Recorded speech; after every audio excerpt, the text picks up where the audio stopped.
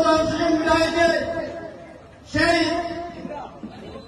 যুবনেতা বহুদিন ধরে যিনি যুবকের দায়িত্ব দিয়ে নেতৃত্ব দিয়ে আছেন আমার প্রিয় নেতা জগন্নাথ যুবদলের সম্মানিত আহ্বায়ক বড় ভাই আবুল হাশিম ভাইকে তার মূল্যবান বক্তব্য দেওয়ার জন্য আমি আহ্বান জানাচ্ছি। বিসমিল্লাহির রহমানির রহিম।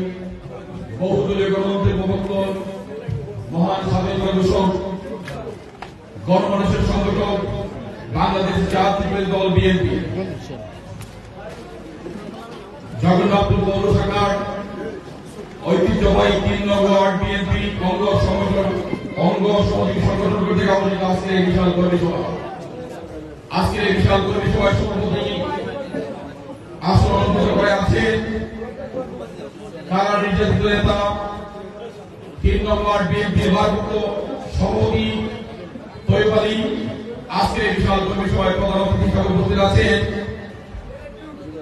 বাংলাদেশ জাতীয় দল বিএনপি জগন্নাথপুর পৌর শাখার সংগ্রামী সভাপতি কারা নির্যাতিত নেতা এম মতিন।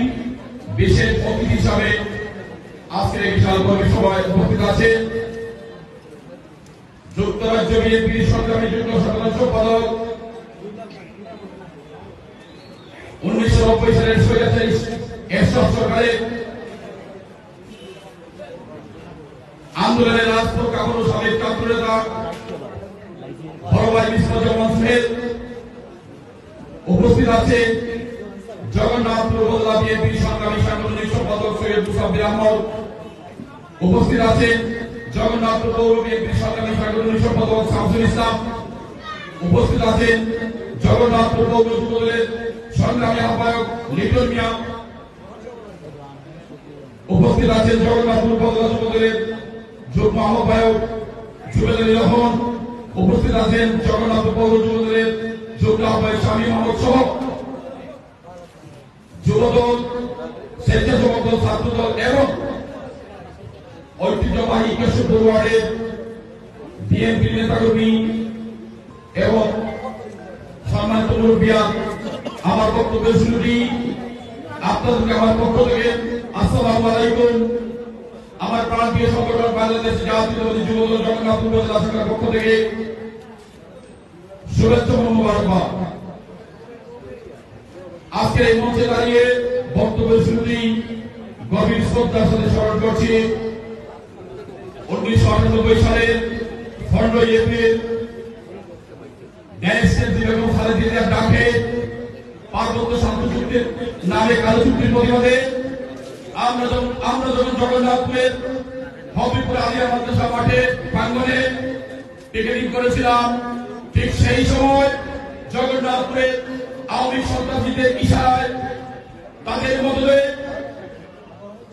আমাদের জগন্নাথপুর উপজেলা যুবদলের অন্যতম সহসভাপতি আপনাদের হবিবপুর আশিগড়ের সন্তান শহীদ হাফিজুর হাফিজকে হত্যা করা হয়েছিল।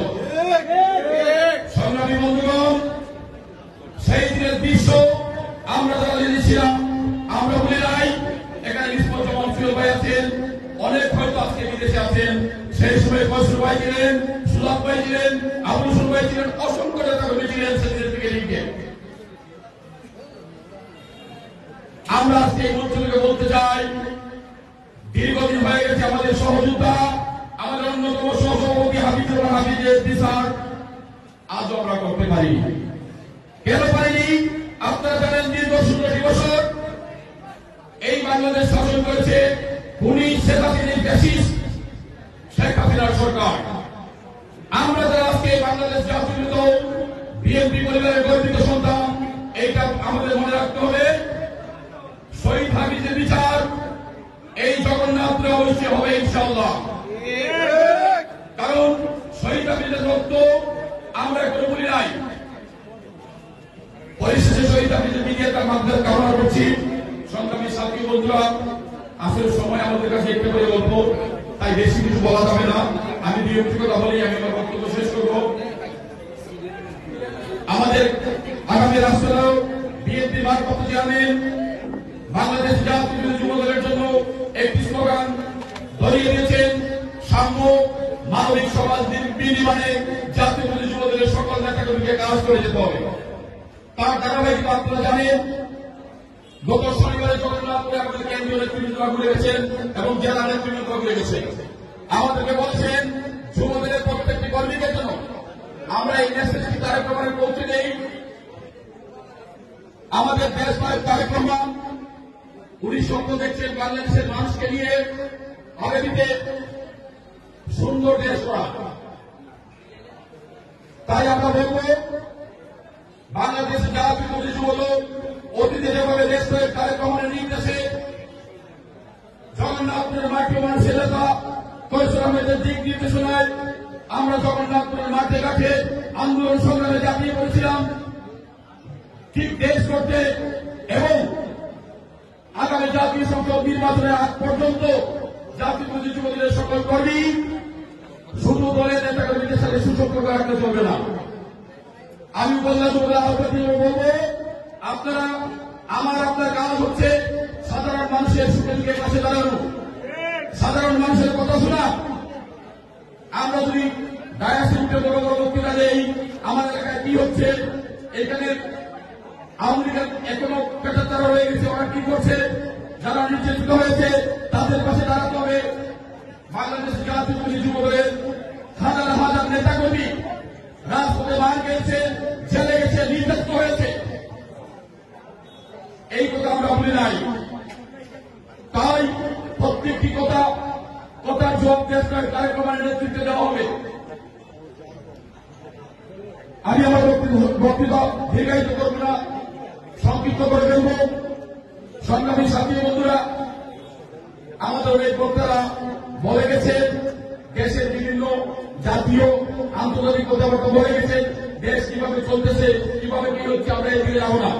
আমি জগন্নাথপুরের সন্তান হিসেবে আপনাদের সামনে একটি কথা বলবো। আমাদের পূর্ববর্তী বলে গেছেন এই জগন্নাথপুরের 3 নং ওয়ার্ডের যে ওয়ার্ডে মিটিং করতেছে এখানে বিএনপি গাঠি নামে আমরা আসতে পেরে জানি না।